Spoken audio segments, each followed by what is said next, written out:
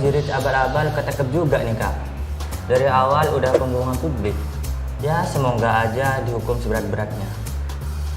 Ya itulah kerjaan orang kaya baru, yang mana penghasilannya itu dari afiliatornya sendiri, dikit-dikit pamer harta.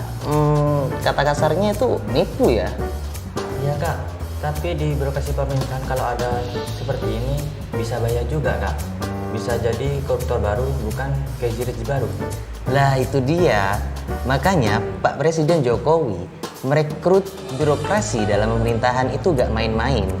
Contohnya Crazy Rich aslinya, Pak Erick Thohir, Menteri BUMN itu.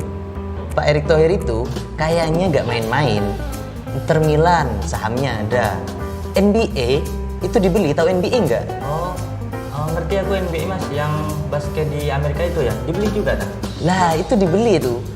Sudah jadi menteri, sahamnya banyak, kayaknya gak main-main. Bantu orang masyarakat se-Indonesia malah. Coba kamu searching di Google, ketik Erick Thohir Menteri BUMN, di sana banyak kok. Oh ya mas, tak searching ya, Erick Thohir. Lah, iya yo, ini Crazy Rich beneran ini. Gak aneh-aneh, jelas kerjanya membantu orang. Ya betul sekali, itu Erick Thohir itu banyak yang mendukung dari berbagai elemen masyarakat untuk menjadi presiden 2024 nanti. Harapannya masyarakat Indonesia dibantu, koruptor diberantas, semua yang dibutuhkan oleh masyarakat Indonesia itu ada di sosok beliau Pak Erick Thohir.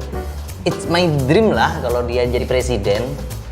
Gayamu mas, it's my dream. Makan DP aja gaya. Jadi is our dream. Lah ngikut kan?